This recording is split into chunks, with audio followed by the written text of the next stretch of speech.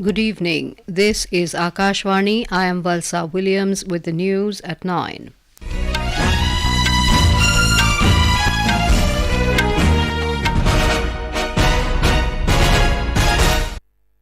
The headlines. Prime Minister Narendra Modi says a divided world cannot provide solutions to major challenges facing humanity.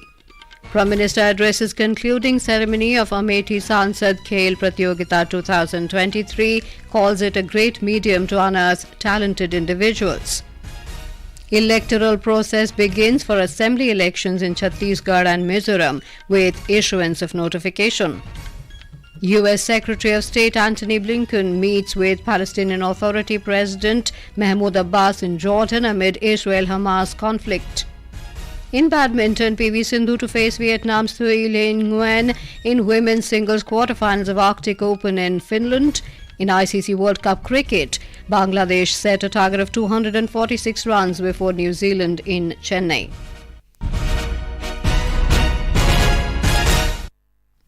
Prime Minister Narendra Modi has said a divided world cannot provide solutions to the challenges present before it.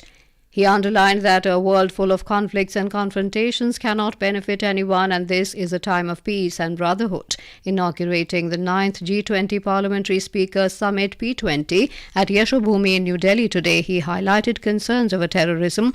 Mr. Modi said terrorism in any form, anywhere and for any reason is against humanity. He also recalled the terrorist attack on the Parliament building in 2001. Terrorism दुनिया के लिए कितनी बड़ी चुनौती है। Terrorism चाहे कहीं भी होता हो, किसी भी कारण से होता हो, किसी भी रूप में होता है, लेकिन वो मानवता के विरुद्ध होता है। ऐसे में टेररिज्म को लेकर हम सभी को लगातार सख्ती बरतनी ही होगी। Addressing the delegates, Lok Sabha Speaker Om Birla said the 9th P20 summit represents commitment towards efforts to preserve democratic values, international cooperation, and finding solutions to the issues of global importance and current challenges. Meanwhile, the presiding officers of parliaments of G20 and invited countries unanimously adopted a joint statement on the first day of the 9th G20 Parliamentary Speakers Summit P20, which is being held at Yashobhoomi in New Delhi. The joint statement reads that the presiding officers have reaffirmed their commitment to continue their joint works to make an effective and meaningful parliamentary contribution to the G20 process. Prime Minister Narendra Modi addressed the closing ceremony of Amethi Sansad Khel Pratiyogita 2023 via video conferencing today. Speaking on the occasion, the Prime Minister said hundreds of athletes are being trained and coached in the country and abroad under the Target Olympic Podium scheme and are given assistance worth crores of rupees. आज सैकड़ों athletes को top scheme के तहत देश विदेश में training और coaching दिलाई जा रही है। इन प्लेयर्स को करोड़ों रुपयों की सहायता दी जा रही है। खेलो इंडिया गेम्स के तहत भी 3,000 से ज्यादा खिलाड़ियों को 50,000 रुपये महीने की मदद दी जा रही है। The Prime Minister emphasized that Sansad Khel Pratiyogita is a great medium to unearth talented individuals and hone their skills for the nation.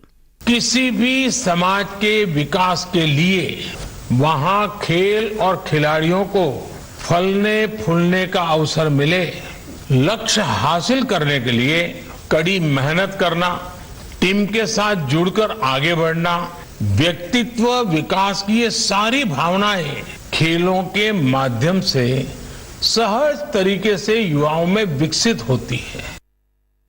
Chief Minister Yogi Adityanath and Union Minister of Women and Child Development Smriti Irani distributed prizes to the winners of Amethi Sansad Khel Pratiyogita. The Chief Minister and Union Minister also inaugurated and laid the foundation stones of various projects worth 700 crore rupees on the occasion. Union Minister for Commerce and Industry Piyush Goyal today conferred the National Intellectual Property Awards at the National Intellectual Property Conference 2023 held in New Delhi. Speaking on the occasion, the minister said, during the Amrit Kal journey, transformation is an essential part to make India a developed economy, and innovation is at the center of transformation. He said intellectual property could also be termed as an area of infinite potential. Mr. Goel said technology and innovative ideas are the twin engines of growth, and intellectual property right (IPR) is the fuel that powers this engine. BJP President Jagat Prakash Nadda has appointed Union Minister and Senior Party Leader Kiren Rijiju as election in charge for the upcoming Assembly elections in Mizoram. Deputy Chief Minister of Nagaland Yanthungo Patton and Party National Secretary Anil Antony will be the election co-in-charge in the state. In another decision, Mr. Nadda appointed Jatinder Pal Malhotra as State BJP President in Chandigarh. In Bihar, rail traffic has resumed on both the up and down line of Deen Dayal Upadhyay Buxar Ara Patna rail section. The down line was declared fit for rail operation this evening.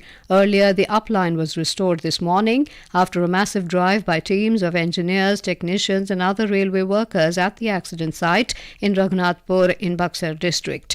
The operation of rail traffic was stalled on the busiest New Delhi-Patna-Howrah route after the derailment of bogies of North East Express on Wednesday evening. G20 finance ministers and central bank governors FMCBGs have adopted a communique at the fourth and final G20 FMCBG meeting in Marrakesh, Morocco. The communique draws guidance from the G20 New Delhi Leaders' Declaration and also draws significantly from the consensus that was reached at the Leaders' Summit. The meeting of the G20 finance ministers and central bank governors under the Indian presidency is taking place in Morocco on the sidelines of the International Monetary Fund World Bank annual meetings. Principal Secretary to the Prime Minister Dr. P.K. Mishra chaired a high-level task force meeting on air pollution in Delhi NCR at the Prime Minister's office today. The meeting was held to review the preparedness of various stakeholders to deal with the issue of adverse air quality in the region as the winter season approaches. Chief Secretaries of Punjab, Haryana, Uttar Pradesh, Rajasthan and Delhi also attended the review meeting. This is Akashvani giving you the news. For quick news updates round the clock, follow us on our Twitter handle at AIR News Alerts. Notification has been issued for the first phase assembly election in Chhattisgarh and single phase election in Mizoram. With this, the electoral process began for the assembly elections in both the states.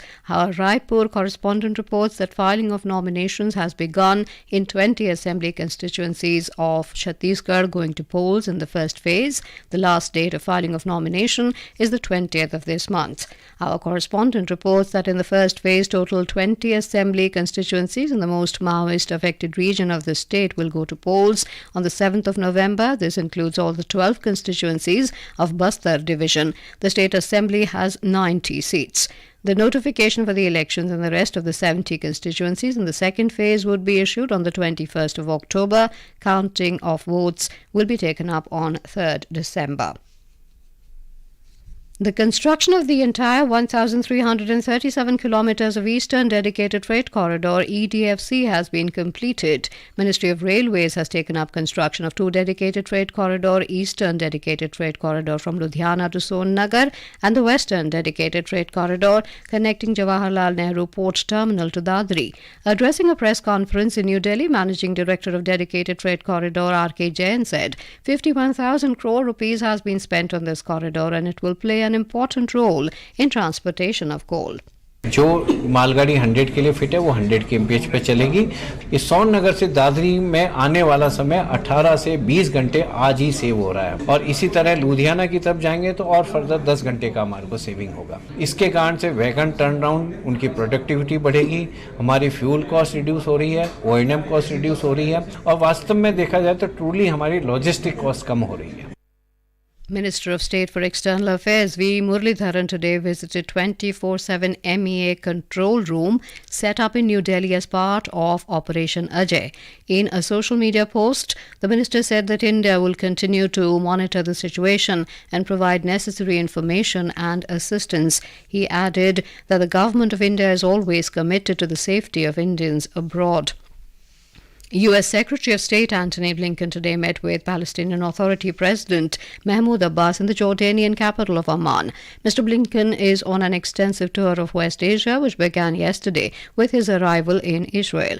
Earlier, he met Israeli Prime Minister Benjamin Netanyahu in Tel Aviv and President Isaac Herzog to extend America's unwavering support to the country after the attack by Hamas. This visit aims to locate the hostages, including American citizens captured by Hamas, and to secure their release. After Jordan, Mr. Blinken is expected to visit Qatar. The U.S. Defense Secretary Lloyd Austin has also reached Israel for talks with his Israeli counterpart. Meanwhile, French police used tear gas and water cannons to break up a banned rally in support of the Palestinian people in Paris, as President Emmanuel Macron urged the French to remain united and refrain from bringing the Israel-Hamas conflict home. France had earlier banned pro-Palestinian protests, saying they were likely to create disturbances to public order. The Indian team has pulled out of the World Cadet Chess Championship scheduled to start at Sharm el-Sheikh in Egypt from tomorrow. This is in the wake of the ongoing Israel-Hamas conflict, fearing it could jeopardize the safety of the players and officials. As many as 39 players from India were supposed to compete in the tournament, the venue of which is less than 400 kilometers from the Israel border. The competition will be held in the under 12, 10 and 8 categories from the 14th to the 23rd of October. The All India Chess Federation has also requested the world body FIDE to postpone the tournament, keeping in mind the tense situation in Gaza. The Narendra Modi Stadium at Motera in Ahmedabad is all set to host the prestigious India-Pakistan World Cup match tomorrow. In view of the huge number of spectators expected to witness the match and unknown threats, heavy security has been deployed in and around the stadium and also in the city. More from our correspondent. The world's largest Narendra Modi Stadium at Motera in Ahmedabad is all set to give the best experience to the spectators who will come tomorrow to witness the historic India-Pakistan match. Special arrangements including free water service, emergency medical care will be provided to the spectators. In view of the huge rush, a large number of security personnel, including 6,500 police personnel, have been deployed in various parts of the city. Aparna Khund, Ahmedabad. In badminton, PV Sindhu will face Vietnam's Thuy, Linh, Nguyen in the women's singles quarterfinals of Arctic Open at Vantaa Energia Arena in Finland later this evening. Sindhu moved to the quarterfinals, defeating Chinese Taipei's Wen Chi-su 21-11, 21-10 in the second round yesterday. Sindhu, a former world champion and two-time Olympic medalist, is aiming for her first BWF title of the 2023 badminton season. In ICC World Cup Cricket, chasing 246 runs for a win, New Zealand were 197 for 2 in 38 overs against Bangladesh at Chepauk Stadium in Chennai when reports last came in. Earlier put in to bat, Bangladesh made 245, losing 9 wickets in the stipulated 50 overs. Bangladesh's Mushfiqur Rahim was the top scorer at 66 runs. New Zealand has already won 2 matches and Bangladesh 1 in the World Cup. Cricket is set to feature in the 2028 Olympics as the International Olympic Committee's IOC's Executive Board today approved the proposal of Los Angeles Games organizers to include the sport in the program. Apart from cricket, which will be played in the T20 format, 4 other sports, baseball, softball, flag football, lacrosse, sixes and squash, also got the nod of the IOC Executive Board, which met in Mumbai with President Thomas Bach chairing it. The proposal will be put to vote during the IOC session, which begins in Mumbai on Sunday. India today handed over a school building to Nepal, which is built under Nepal-India Development Cooperation. Mahendra Rashtriya Secondary School, Balubhota, Kathmandu, built with India's financial assistance of 19.2 million Nepalese rupees. Now, before we end the bulletin, the headlines once again. Prime Minister Narendra Modi says the divided world cannot provide solutions to major challenges facing humanity. Prime Minister addresses concluding ceremony of Amethi Sansad Khel Pratiyogita 2023, calls it a great medium to unearth talented individuals. Electoral process begins for assembly elections in Chhattisgarh and Mizoram with issuance of notification. U.S. Secretary of State Antony Blinken meets with Palestinian Authority President Mahmoud Abbas in Jordan amid Israel-Hamas conflict. In badminton, PV Sindhu to face Vietnam's Thuy, Nguyen in women's singles quarterfinals of Arctic Open in Finland. In ICC World Cup Cricket, Bangladesh set a target of 246 runs before New Zealand in Chennai. That is all in the news at 9. Good night.